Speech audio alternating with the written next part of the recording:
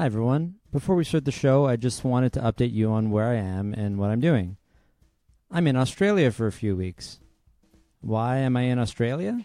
Well, if you listen to the show, you know that my wife Kayla got into medical school at McMaster University last year, and that's why we moved to Hamilton. One of the perks of McMaster Med School, other than the whole becoming a doctor thing, is that you get opportunities to do medical electives around the world. Kayla saw that Australia was on the list and decided to do an elective there for a month, plus we get a week of vacation at the end.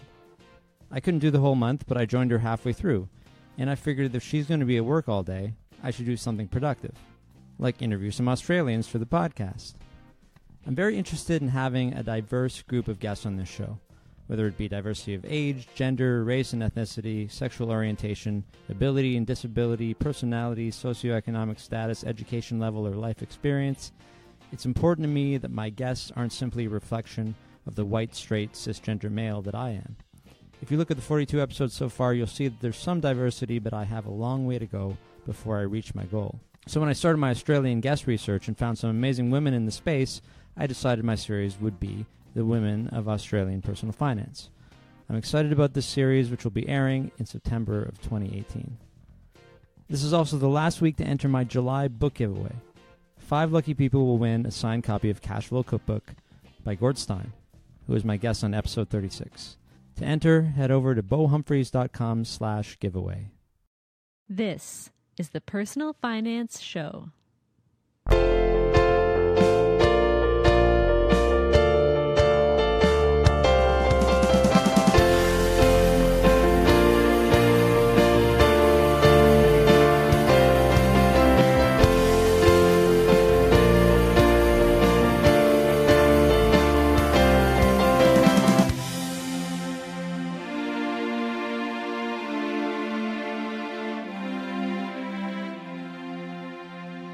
Hi, I'm Bo Humphreys, and this is the Personal Finance Show.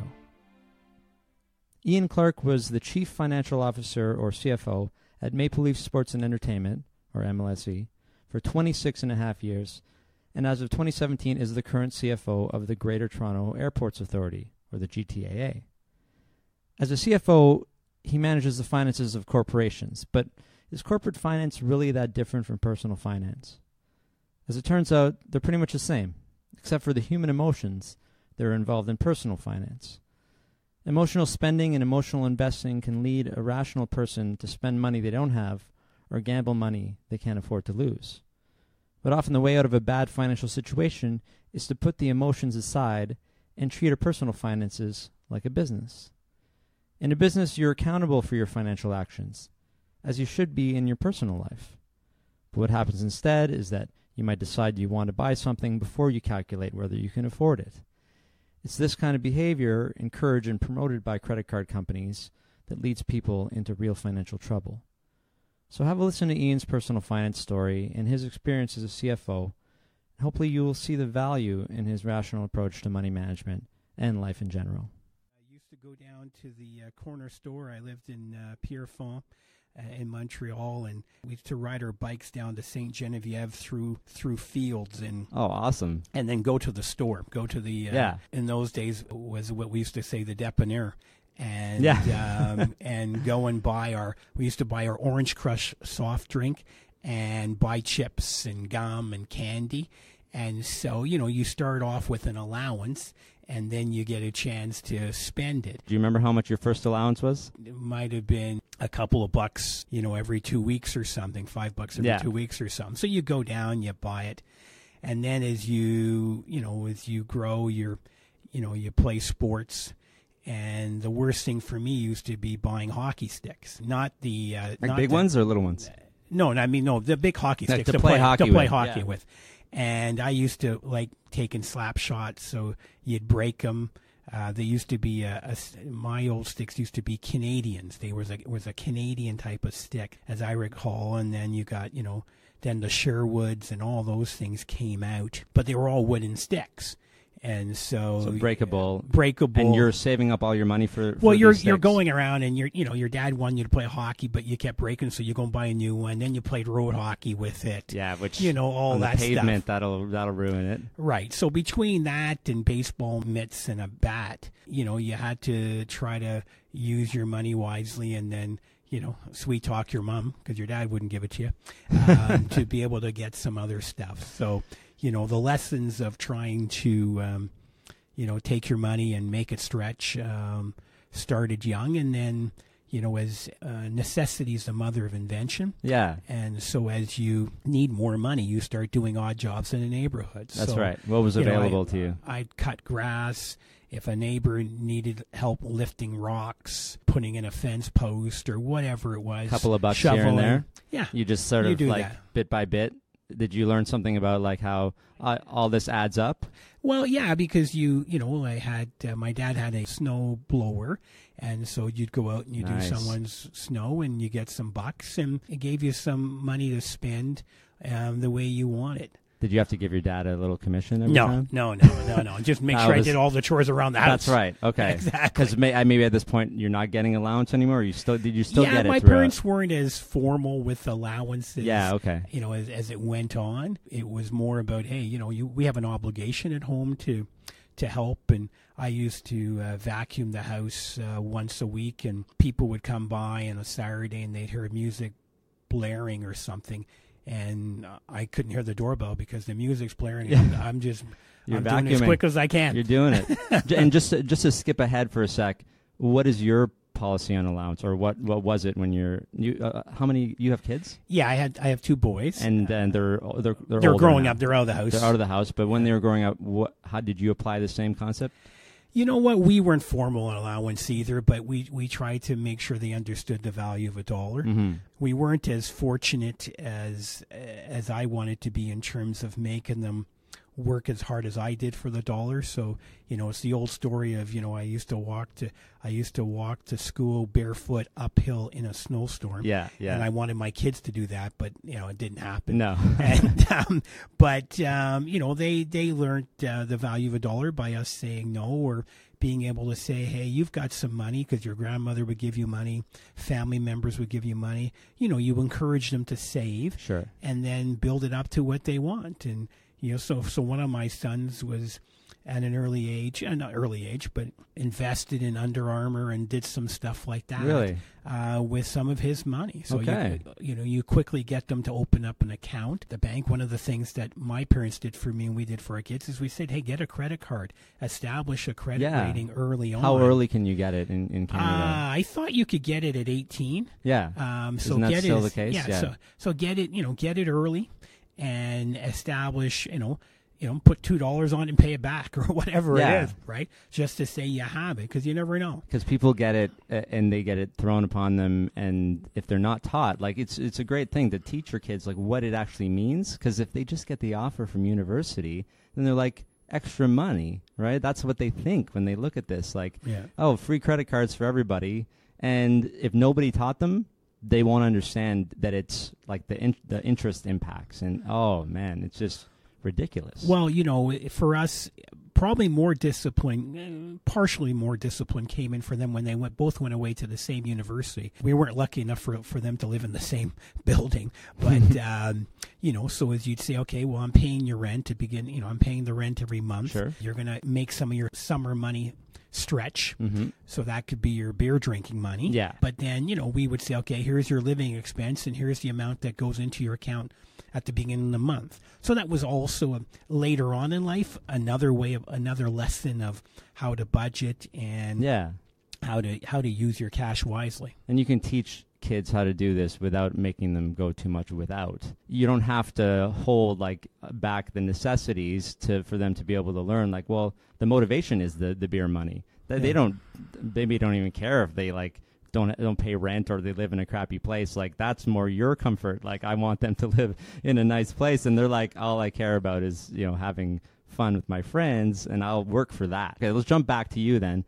your first job, like real job, like in high school, I'm guessing you got a job? Yeah, so towards the end of... Did you do CEGEP? Were you still in Montreal? Yeah, did CEGEP. Interesting. So I worked at Bell Canada in the summers. Okay, yeah, what did you do? So I had several jobs. So one, my dad early on got me, he retired as a school principal, but he had different positions through the education process in the West Island of Montreal, and he also lectured at night at Concordia. So what he would do is he'd get me, I used to mark some exams when he was at Concordia. Nice. Then I would also clean schools out, and so he got me a job working for their maintenance when people went on vacation. How are you qualified to mark exams? Are you just looking at a key, like, and making sure they match up? Well, I was pretty good at math. Okay. So did you say what he was teaching? Did I miss that? What? He was a math professor. Okay, math professor. Awesome. Right, and he wrote 2 math books. Advanced though, like I'm guessing calculus is derivatives. Well, it was Concordia, and it was more for people going back to school. Oh, okay, great. But a high level. So of practical math. stuff though. Practical, yeah. Well, yeah. And so I'd go back and mark some exams and look at formulas and do that. And like I said, then he got me jobs cleaning. So I had to clean toilets and do all that stuff to make money. Sure. And then I was lucky enough to spend one summer working at Bell Canada as an accounts payable clerk, basically. Learn a lot doing AP. And then finally, they got me a job more in their operating line where in their billings department, and I would have to collate reports that it came out with carbon, and also work with the billing, cutting up the computer paper, and then it would go into the mail sorting machines, and then everybody would get a bill by mail. In those days, you had punch cards that had to be matched with paper. Can you explain 2 words? Collate, because nobody knows what paper is anymore, and carbon. I can imagine what you're talking about. Okay, so what happens is in the old days with dot matrix printers, you'd have several copies. If you wanted to have 4 copies of a report, there was carbon paper in between. Yeah, okay, yeah. And so when they punched and printed the first page, copies would go to the very last page. Because dot matrix printers were actually physically hitting it, as opposed to laser, which is just throwing stuff on an ink, which is just throwing stuff on the page. But dot matrix, it's like a modern typewriter. I guess, right? Yeah, exactly. So the okay, yeah. So then what happened then is you had to then separate the reports. Mm-hmm. So they were perforated to stay together. So then you cut the perforations with this machine, and then it would separate, and you had to put it on rollers. And so the roller would accumulate the carbon copies, the carbon between each report, and then the report would fall down into 3 or 4 or 5 stacks, depending how many copies. So at the end of the day, you'd have 5 reports, and then you'd have these 4 rolls of carbon that you'd have to throw out. And a little bit of trivia, that's the origin of CC on emails. Means carbon copy. Yeah, exactly. And it's like kind of like, if you don't know this, it's probably blowing your mind right now. And I was allergic to carbon, so I was working night shift doing this stuff, and my hands, would be getting covered in this in the carbon, right? Oh my God! Because it comes off. So that was one job, and then there was another machine that used to take a printout of the Bell invoices, and what would happen is they were once again attached perforated style, and the bursting machine would separate it and cut it down the middle, and then you'd have a stack, and then these stacks would then go to the mail room, and they would put it on top of, in one pile, and then you'd have the actual cards. They used to have printed punch cards, and it would be matched electronically because they're a computer system, and then it would go into an envelope.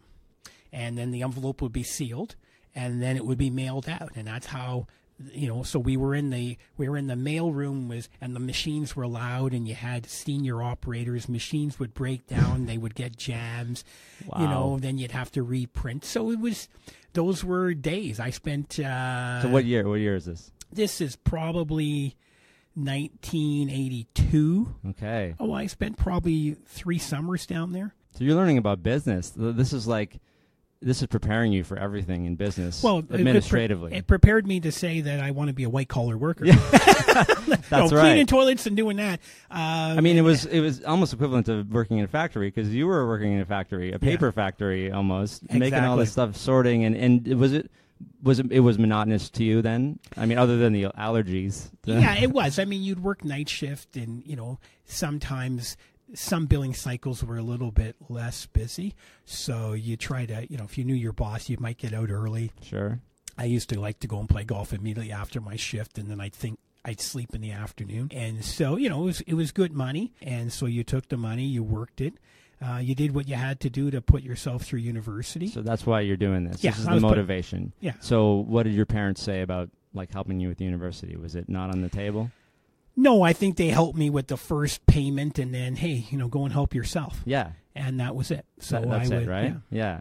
And you just alluded, did you pay for your kids' school, or just the living costs, or how did that work? They were more fortunate. We paid for their university. Yeah. And what do you think? What's your opinion on those two? Because people are making that decision right now, right? Like, do I either let them go do their own student loans, or maybe if they're in a less fortunate position to get OSAP themselves, or do we do RESPs? Did you do RESPs? Yes, we did RESPs. Okay, yeah. They even had one of their uncles contribute to their RESPs. That's awesome. Listen, I thought, we grew up in a family where education was always number one. Mm-hmm. And so my wife and I are of the same mind. So we always said, we're putting you through your first degree. Okay. And that was just our obligation. That was our point. So our thing is to help them graduate, and when they graduate, that was one of our proudest moments. Amazing. And so we were willing to pay for that. Now, just to push back on this, what if they would have said, I don't want to go to school? Did that conversation ever come up? Like, maybe I want to do this or that? No, I don't think our kids had it, but if they did, then there was a growth aspect to that they'd have to start doing some things. So if you're going to work, if you're living at home, you're paying us rent, or you can move out and see what the world's like, but you're going to pay us rent. You're not going to live in our house for free at some point. If you're working, you're working. Yeah. And whatever it is, you're going to be a productive member of society. That's all we wanted. So I'm not saying that not having a university degree is bad or good. It's just that, if you're going to go to university, then you're going to pass and you're going to do your best, and we're going to hold you accountable for the money we're spending. And if you're not going to university, you're going to work, and you're going to realize, you're going to have your budget, and you're going to pay and be treated like a working individual in society. Yeah, exactly. And so you obviously did this, and your motivation to go was, were your parents recommending you go to university, or was it just you didn't want to do the blue-collar stuff? One, I didn't want to do the blue-collar stuff because I'd worked at Bell. I saw some older guys dragging themselves in, working in monotonous work. I was fortunate enough through my church to be exposed to a chartered accountant. And so when I went to CEGEP at first, my dad wanted me to be a doctor. I was very poor at sciences, so I tried the first semester taking biology and stuff, and I was very weak at it. And I was fortunate enough that 2 teachers passed me barely through the skin of my nose. And then I ran the next semester to the other campus and took finance. Nice. And by taking finance courses and accounting courses and math courses, they just were more interesting to me, and that started my journey towards becoming a CA. Yeah, so do you remember what was so interesting? Like, because, hey, accounting is boring for a lot of people, right? And not for us, though. Why do we like numbers so much? What is it? Because it was, I don't know, I just found numbers came easier. And then as you start to get into analysis of numbers, they tell stories. Yeah. Right? So in my job today, what's interesting is that numbers tell stories, and it allows me to look and say, okay, what's the story behind this? What's the reason? And then you can sometimes use the past to predict the future. Now, you got to stress it. You got to flex it. You got to think about what could change. But numbers tell a story of the past and can give you some indication into the future. So trending, regression analysis. So I find that fascinating. And then what you can do with the numbers and help business, right? Because at the end of the day, you run a business. Why are you in business? Okay, you're in business because there's a need for what your product is or solving your service. a problem of some kind, yeah. Right. But you're also in it, a business doesn't last unless it generates cash flow. This is why we always have jobs, right? Because it's confounding to a lot of people, right? They might have the ideas, but some people see it like you do, and some people just see it as, I just can't process this. Or what do you think they just don't give it enough credit? What's your opinion on those? For numbers? For people who are like, I don't know anything about the numbers, and are they just not making an effort? What is it? Well, some people, maybe in school were afraid of math, didn't like math, and they don't really want to do it. But I think what eventually happens is you become a successful business person or in business. You not only get to understand what numbers, but you also get to understand sometimes you understand HR and people and issues around HR. You have to understand limited legal. You get professional advisors. You surround yourself with professional advisors, but it's important for leaders and managers to be well-rounded and be able to understand when they need help. That's right. And where to ask, right? Because I'm not an expert in at law, but if I'm doing an agreement with someone on a lease, I know my bounds. Yeah. And so I know, okay, this is where I'm going to go to get this bit of advice. This is where I'm going to go to get that bit of advice. Likewise, someone who is not financially bent but is a leader, might be in sales or in marketing, they have to understand, okay, when do I want to go and see the CFO or someone in finance? That's right. And it's just important to surround yourself, like specialization, you would recommend that, right? And that's what an organization really separates is. you, right? How do you make yourself value added as an individual, right? Yeah. So one is what's your point of difference? Yeah. What do you bring? What's your value add to the company, to your department, to a process? But as a CFO, like, you do kind of have to understand the numbers around everything. I remember the meetings at MLSE. We're sitting, there's 25 of us in a room. Yeah. Everybody is representing a different part of the company, but you're the one who kind of needs to understand. Well, you have to understand enough to understand the explanation from them. Is that, like, what's your level of understanding? Like, how deep down do you have to go, like, about operations or live entertainment for that matter? Right. So in those days, working at MLSE, it was important to have knowledge of business so you could be an advisor to the business units, right? When you look at a CFO and being in finance, it's not just about saying, okay, last month you made, $200,000 in your department. Yeah. Your analysis, okay, last month you made $200,000 in your department. Your profit margin went from 50 points down to 45%. Now, oh wow, that should be alarming. Yeah. How did you lose 5 points of margin? So you ask these questions. So now, so what we do is, okay, well, how do we dig into that? Yeah. What information is there?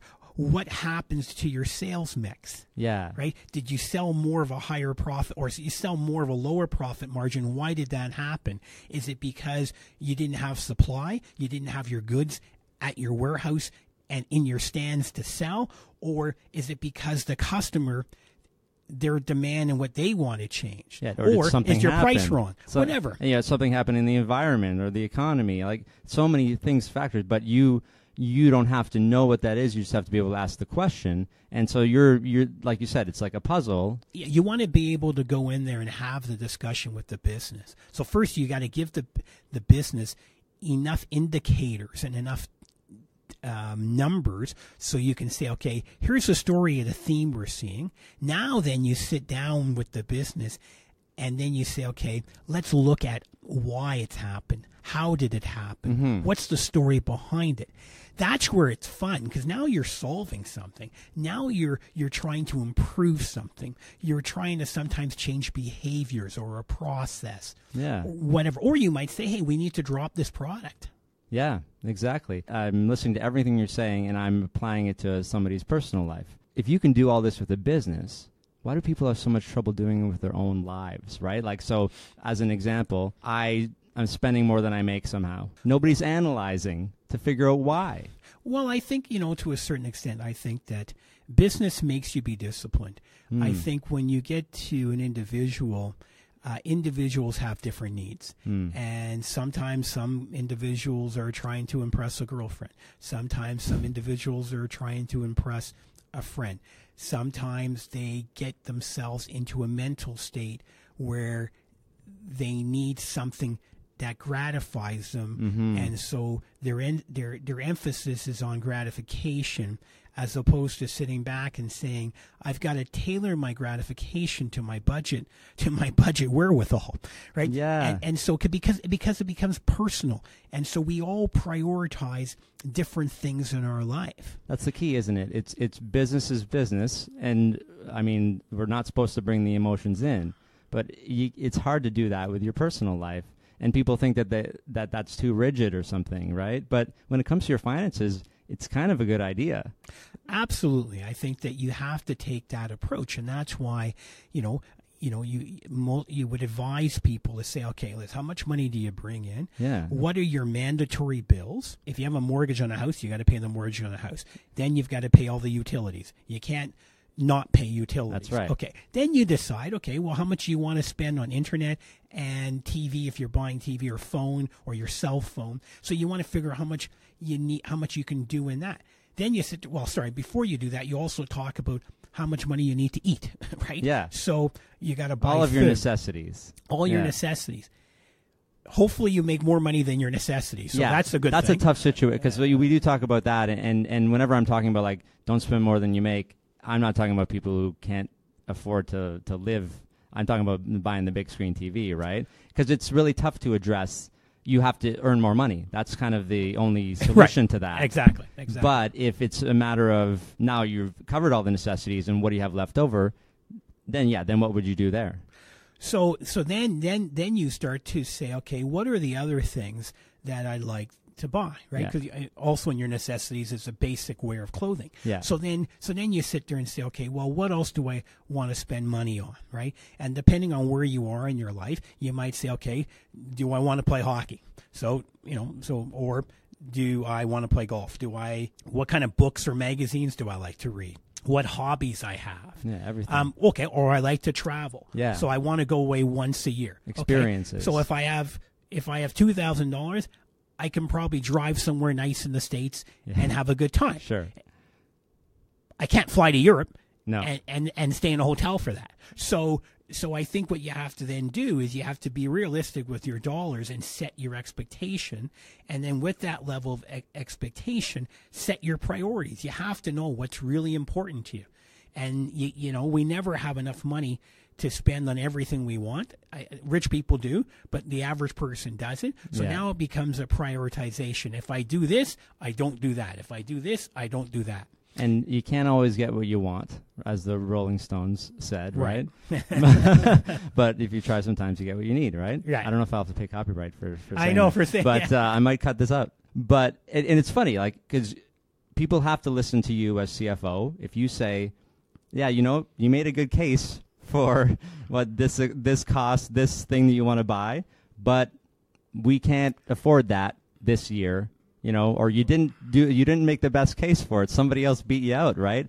And I just feel like we all need our own personal CFO. You're right. I mean, that's exactly what we do in business, right? You when you look at business, you say, I have limited resources. That's people, time, and money. Mm-hmm. And then you take those resources and you allocate them to the areas that are going to benefit the company the most. And you can define benefit as sales or income. You can define benefits as employee morale, engagement. You can define it in many ways, customer satisfaction. But the whole idea is you're always allocating those resources with your end goal in mind. So you're right. If you're CFO of your own personal finances, then you're sitting there and saying, okay, like I said, I only have 100%. If I spend 60%, I got to pay taxes. But I spend my take home. Yeah, that's tough. 100% of my take home, and then I say if I have 60% going to mandatory expenses, I've got 40% left. Then in that 40%, what's important? Now, there's a lot of things to balance, right? Because it's not just fun about today and the extra things for today. Yeah. But then it's about thinking about your future and what happens if you live to 85 and you stop working when you're 65 years old. What are you doing about those extra 20 years when you're not making money, right? So you've got to weigh that. I'm reading a book right now that's advice on retirement, because I'm closer to that retirement age. And so they try to tell you that sometimes they still believe people are putting away too much for retirement, because what happens is you tend to spend more between 65 to 75, and then after you hit 75, a lot of people, their health declines, they don't travel as much, there's a little bit of a lull, and then in your last couple of years, if you're not healthy, you can spend a lot of money on health. That's right. But there is that little sort of dip. And so some people look at it and say, well, it's going to be even throughout.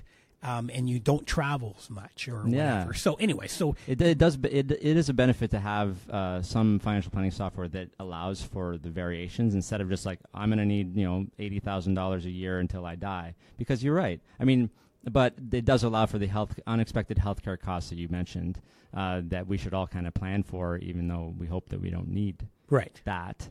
But it can be pretty costly, right? If you don't have any money, and a government's not going to take care of that. Yeah, no, and we're lucky. We live in Canada where there is some help, but there's some stuff that you have to pay for, like right? if you need assisted living and that kind of stuff. Exactly. And if you or if you actually have serious health problems, we have our general health problems taken care of. But some people are just living at home on nothing, and they need help, but they can't afford it, right? So, okay, let's go back to your story.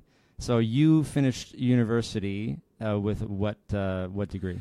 So I got a BCom major in accounting, minor in finance. Okay, so you knew accounting. You're looking at this stuff. You're like, you knew from. Can you briefly explain what CEGEP is? We talked about it a couple of times. Yeah. So in Quebec, you go to grade 11. You spend 2 years intermediary college, basically, and you spend 2 years there. And then you go to 3 years of university to get your bachelor's degree. Okay, great. So it's like sort of, it's almost equivalent to other provinces, but it almost seems like you got more education. Yeah. Just a little bit more, right?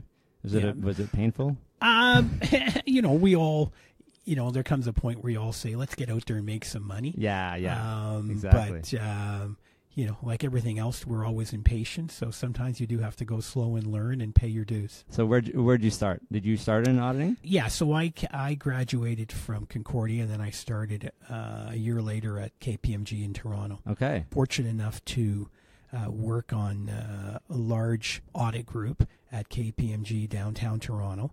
And so we had some big clients and a variety of clients. So that gave me some good exposure to entertainment, to sports, to communication company, to a book publisher, and to retailer. So as an auditor, you have to understand these businesses, or you are understanding them as you're in them? How does it work? Well, you're learning about them. I'm not going to fool myself coming out of university that I understood or I knew those businesses. Sure. So you get in there, and as you're auditing, auditing's about asking questions. Mm-hmm. It's about probing. I always say to people, as an auditor, you're lucky because you get to meet executives. And so I used to take the time to, whenever I could, to sit down and talk to, not just ask the audit questions, but every once in a while spend some time when the person had some time and talk about their past, talk about how they got to where they got to. And like we're doing right now. Exactly. You early podcaster. And then use that, right? And use that knowledge and think about it, right? And then you're always thinking, like when I joined the firm, I said, hey, I want to be a partner. And then a few years later, I said, maybe not. So what do I want to do? What clients would I want to work for? What industries would I want to work in? So then you start to learn the industry. For a lot of chartered accountants, is it kind of like you're on a job interview, like sort of thing? Because, that happened to you, but I know it happens to others. It used to be that way more so in the past, because now you've got, if you audit a public company, there is some rules about going to a client and going to that company. I see. You have to wait, and you can't go. So that's a problem. Now, if you're out in private companies, it happens all the time. Sure. Where you can end up, you develop a good relationship with the CFO or even the CEO, and then all of a sudden the CFO goes, and either the CFO says, I don't have someone internal, so hey, here's a guy who understands the business might be good. Or on the other hand, the CEO says, hey, yeah, you know what, I'll give this person a try. And so you're always, I think good advice for people is you're always interviewing for your next job, right? You're always on display for that next job. You don't know where it is, so you might as well do a great job at the one you're in and be ready. And just to contrast that to, say, like LinkedIn today, is it way easier or harder to get people's attention? I think you've got to try approach, and you've got to try to, you knock at many doors. How do you open it? What's your point of differentiation? What's your two-liner that has someone say, yeah, it'd be interesting to meet that person. Mm-hmm. And so that's what it's about. And, whether you call it networking through LinkedIn or networking in person, where you're asking the person, can I take you out for a coffee? Mm-hmm. And let's have a little chat. And I think that, you'd be surprised from the in-person meetings how easy that can be, because I think there's a lot of people that recognize that along their path, there were people that took time to talk to them. Mm-hmm. And so there's a lot of people who don't mind giving back. Are we getting lazy? Like, do you get people sending you like just emails or messages on LinkedIn say like, would love to work at GTAA? Well, and then you don't know them, and it's just like, does it ever happen? Like, or just, do you have an experience of people getting lazier and less face-to-face? I think it was easier when I was in sports, and sports business was, everybody wants to get into it. Yeah, did you get it a lot there? Yeah. I think, coming out here, someone's got to say, I got to get out to the airport, and I got to try to make it happen. Good point. So took a while to find this place. Yeah. So they'll do that. I also... at the end of the day, it depends on the job. So if you say, listen, I want to be CFO somewhere, is it 5% of jobs out there? Is it 1% of jobs? And then, how many people really want it? So if let's say it's 1% of jobs, less than 1% of jobs, 5% want it, then of that 5%, how hard are they willing to work for it? And it just becomes that, right? It becomes about your desire and what motivates you. Some people get it early. Some people want it early. When I say get it, they get what they want. They're motivated, and then they think about how they're going to go about getting it. They start to develop their brand. They start to differentiate themselves. And as I said to you earlier, part of the advice I give to people is, conduct yourself and perform for your next job and think at that level. It's easier said than done. But you want to put yourself in a learning environment. You want to be a student of leadership your whole life and a teacher of leadership your whole life. What are you doing? You're always trying to improve. So we talk about companies. Once again, the same analogy. We're talking about, worrying about finances in business mm-hmm. and then personal financing. Mm-hmm. Well, it's the same thing for companies.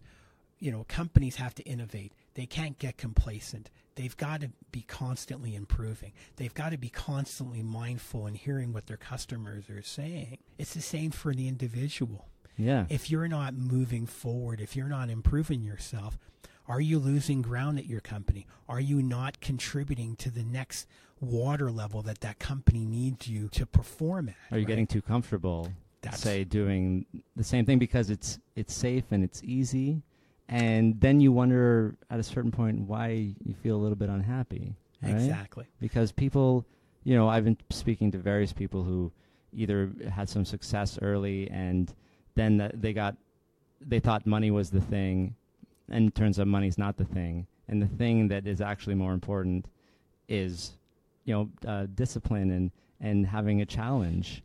And everybody kind of sees money as the goal. And it's wrong, isn't it? Yeah, you've got to figure out. It's not easy. I'm not a philosopher, but you've got to figure out what's important to you. Mm-hmm. What are the things that are going to drive you? What satisfies you? And sometimes it takes people a while to figure that out. Mm-hmm. It's not always that easy because you can start off chasing money. But you went straight into the gardens after this KPMG job. Am I wrong? Yeah. So how did you got your opportunity early? Well, I got my opportunity by good fortune. Mm-hmm. I was on the audit. I was the audit manager. The number one guy was leaving. The treasurer was leaving, and they needed someone to come in. So they asked the firm if they can borrow me. So they borrowed me from the firm. I was on contract. Okay. 2 months later, then they offered me the job. Nice. So, one, I think I auditioned while I was the audit manager. Yeah. And then I got to audition for 2 months and build a rapport with the CEO at that time, who was a 73-year-old sheet metal man, a gracious gentleman by the name of Don Giffen. And it was that working with him and, sitting down at the end of the day, having a drink and talking about the day, that we developed a relationship. And then in developing that relationship, he says, would you want to come and work here? And I go, okay, yeah. And he says, well, go home, write up your contract. Okay. And I went home and did that, And so the idea is that I was fortunate, but I think, you need luck. And then when luck happens or opportunity strikes, you got to be prepared. I think you prepare for luck. Then luck happens. Yeah. Then you walk through. You have to be open. You have to be ready for it. Right. Yeah. You do.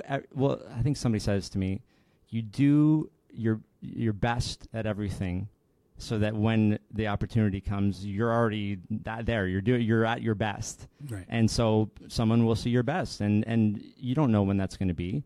And then it was up to you though to keep your job, right? Exactly. And to keep doing things to make people want you to move up in the company. And eventually, how long did it take to become CFO?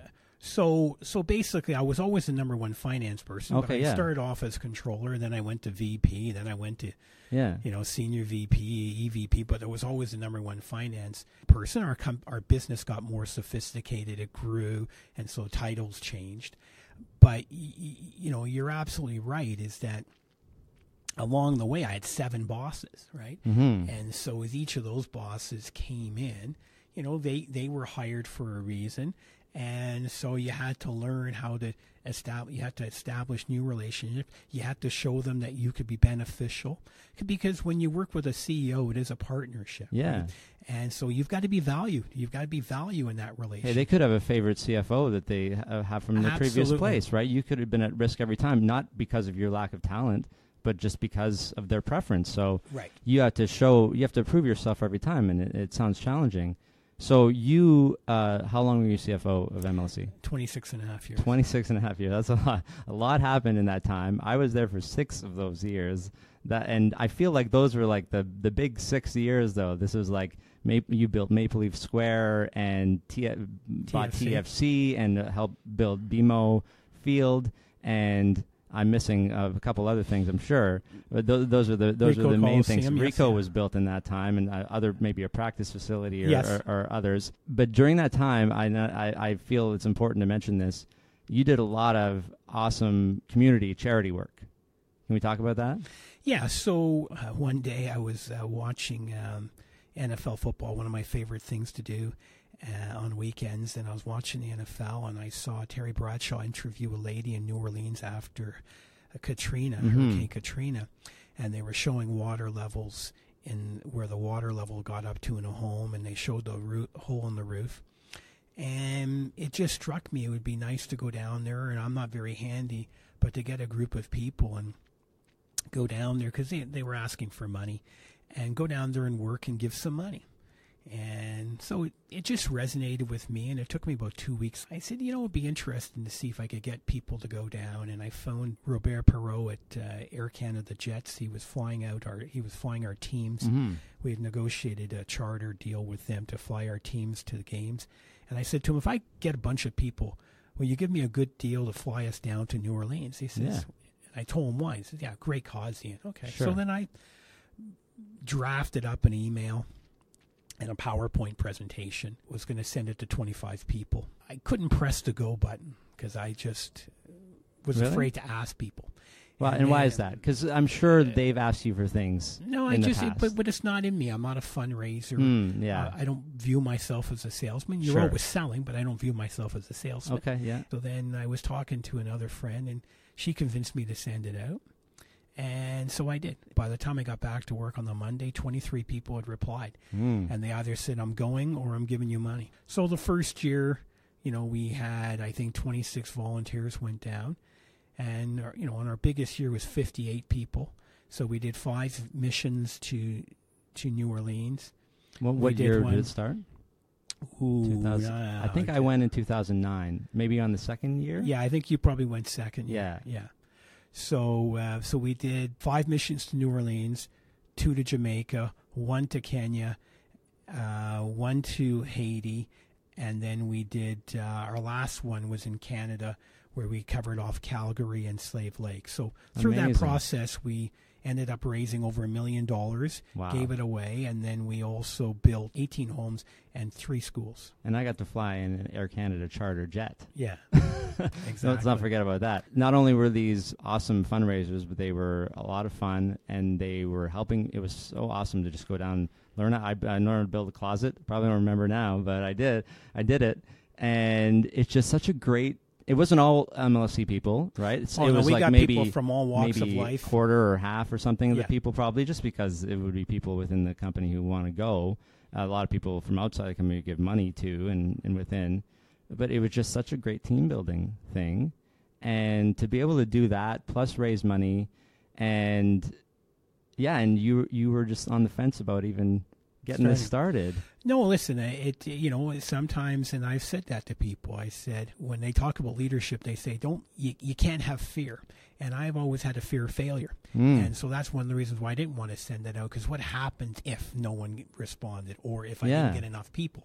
So that was a good eye-opener. And like you said, it was such a great experience. The people that went on that, to watch someone start off and they can't hammer in a nail, and then by the third day, they're just going crazy. There were life-changing experiences for people, because you actually got to meet the families that were going to live in the homes. Exactly. And we went into some of the worst-hit areas of New Orleans and saw it. They felt enriched by the end. The last day when we finished, you felt rich. You felt you accomplished something. And then those people have stayed in touch. So many of those people have stayed in touch. We've actually had one couple get married. So out of that, they met on that. And so it was. It's quite. It was quite. Wait, you're talking about James and Sarah? Yes. Yeah. Awesome. Yeah. So I was there. That was my trip. Exactly. Yeah, exactly. That's right. So quite remarkable. We had fathers who brought daughters. I got my own 2 sons at different points, and so it was quite remarkable. And the sharing and the caring and the giving back. And the mayor of New Orleans gave you the key to the city. Yeah. No, it was nice. It was really nice, and some memories that you just won't forget. As they truly say, sometimes, you drop that pebble into the lake and it ripples and it becomes bigger and bigger. And that's what happened there. So now that's still going on. One of the guys who went with us, Bear. He's running it? Okay. Mike Ferriman, he's now he goes back to Kenya. He's gone again. So he's continued that. So the legacy lives on, which is really nice to see. That's so cool. And the spirit of giving. Something I'm proud of, and something that, my assistant Rita and I and other people were just really contributed strongly to. So it was great. This wouldn't have happened without a network. It's a network, but it was also, most importantly, it was the values of the company we worked for. And so, I know you interviewed Richard Petty, who was the CEO during that tenure, and I spent 14 years with Richard. And Richard was, he was a great student and teacher of leadership and of vision and values. I'm a great believer in values, and I was lucky enough, and I say you should always work for a company that shares your values. And out of that allowed me to do that. 13 years ago, almost, November, so 12 and a half years ago, I sat and presented the vision and values to you in an interview at MLSE. Yeah, exactly. And I just, in a way, it seems like forever ago, and it feels like yesterday. I said I was a musician, and you just started laughing. You were just like, "This is amazing, right? We need more musicians. We have a band. You got to be in the band." I brag to this day.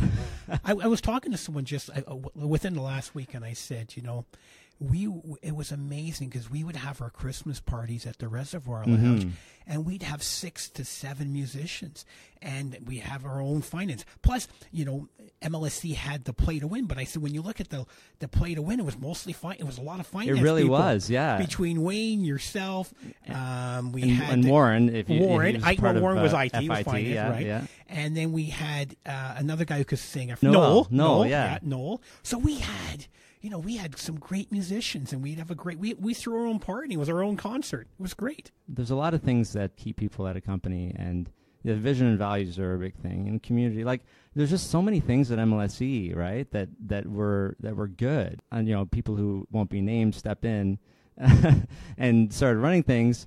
They just don't have the same focus, and I think the leadership really changes the company. Listen, there's a school of thought out there to run a business that it starts with leadership and ends with leadership. Now, everybody has a different definition of leadership. Okay, yeah. But you also, if you look at companies that are successful and they go through, no company ever stays at the same level, the same water level. You go through ups and downs. Richard Sigmoid curve, as you would remember it. At different points, you need different types of leadership. Mm-hmm. And so, if you're trying to start a company from the ground and build it, maybe an entrepreneur takes you to a certain level. And then at some point, you need processes, systems, you need some discipline. Then you need, sometimes when the company's in trouble, you need a shake-up artist. And so you hire a shake-up artist. Sure. But but most people, I think there's more empirical evidence that says if you've got strong vision and values, you can handle good times and bad times better. And you have more unification, more cohesion, you have better engagement. And then once you have better engagement, you generally have better performance. Mm-hmm. And so how do you do that? And so, that was Richard's philosophy. We had a big group of believers at the executive team, and then we were able to roll that out, and the company embraced it. Everybody knew our values, and we could, and we lived them. We unleashed people, we motivated them, we rewarded them to live, to conduct and achieve our goals, but do it that in a way that was consistent with our values. What about your values in your personal life? Did they always align with your work and, like, say, your current work now? I believe so. I think I grew up in a family where it was about hard work, treat people the way you wanted to be treated, about respect for others, accepting people who they are, getting to know them, not making prejudgments. Yeah, that's important. And then learning. So my dad was an educator. My mother was a learner in Barbados before she came to Canada. So the key thing is that finding myself, and I coached at an early age. I coached baseball. I took a team down to Boston when I was 16. So I think that my values were very much rooted in that. I used to think a lot about communism and about sharing and socialism and taking care of those less fortunate. Yeah. And then that was hammered home in KPMG, where I was encouraged to be the treasurer of the Second Mile Club and be involved in giving back, Second Mile Club of Toronto, and then just continued with MLSE. I just remember no one ever had anything bad to say about you. Like, it was always like, I got to do that. Ian is right. Like, he knows what he's talking about. There was always such a positive thing with you and with Kevin and, with everybody who was at the top of the finance team. And I know it's not always like that, and I hope everybody realized how fortunate they were to be able to experience that. What you're doing now, right? I think that you have relationships, and then you build relationships. And how you treat people, how you deal with people. Life's about relationships. Why are certain management teams successful? Why are certain sports teams successful? Because they gel. Yeah. You got people that come from different walks of life, different perspectives. How do you take those perspectives? How do you listen? So if you walk into a room and you're going to a budget session, you don't walk in with all the answers. You walk in trying to find solutions. You walk in trying to find better solutions. You walk in trying to grow. You should walk in also with a common goal. And when you walk in with a common goal and a common set of values, good things happen. And that was the approach, right? At MLSE, it was pretty simple. Yes, we know we've got to hit a certain bottom line. We also want to grow because growth is fun. Yeah.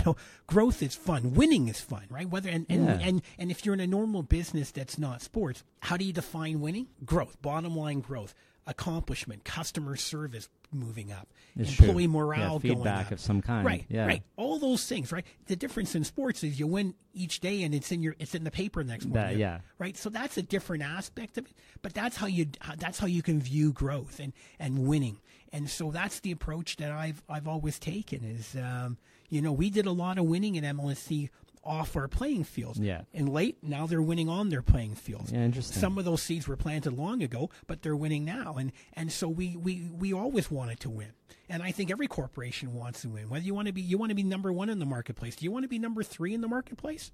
Yeah. In your business? No, you want to be number 1. Yeah, if you're getting in there. And I mean, I really think like all this stuff that we learn, like it's so applicable to just your everyday life. It's like, grow, win, network, like get your wins, get your personal wins. You don't just float by, right? And then so many people are just floating. You're right. I think that what we talked about is, we've talked now in 2 areas how business and personal life can mirror each other. It's the same thing. So what do successful companies have or products have? They have a strong brand, right? They have a strong brand. So what's your brand? Yeah. How are you branding yourself? How are you branding your individual? Okay. So then that's that. What do you define as winning? So what do you define? What are the corporation's values? What are your values? You can just start to apply a lot of great business practice to yourself. Now, as I said, there's emotion, right? And in business, you're not supposed to have emotion. It does come up, though. It does come up. We all have our moments. And you know that. Yeah. But you also, at the same point in your personal life, is how do you take that emotion out and sit back and do that? And so I always encourage people to talk to different people. Talk to someone who's not in the business. Talk to someone who maybe doesn't know anything about business or about yourself, and just learn but understand yourself. Perspective. And that's different perspectives. Oh, yeah. It's also important. Well, this was pretty awesome to come and talk to you, Ian. I'm glad that you had the time. You're still a CFO, which I feel like you're always going to be until you're not working. I've always known you as that, and it just kind of fits. So well, no, thank you. It's great to see what you're doing, and I'm lucky. I've been able to spend a lot of my life doing stuff that I enjoy and I love, and I can be passionate about. And I think that my advice to anybody out there is to find your passion, because then it's not work. Because you do spend more time at work than you do at home and with loved ones, so you might as well make it fun. That's right. All right. Thanks so much, All the Ian. best. Thank you. If you like this episode, please subscribe to the podcast on Apple Podcasts or wherever you get your podcasts. It would mean a lot to me, and it only takes a few seconds. Thanks so much for listening to this episode of the Personal Finance Show. Next week, my guest will be Leanna Hawkins, founder and president of Blackhawk Financial and author of the new book, Young, Fun, and Financially Free.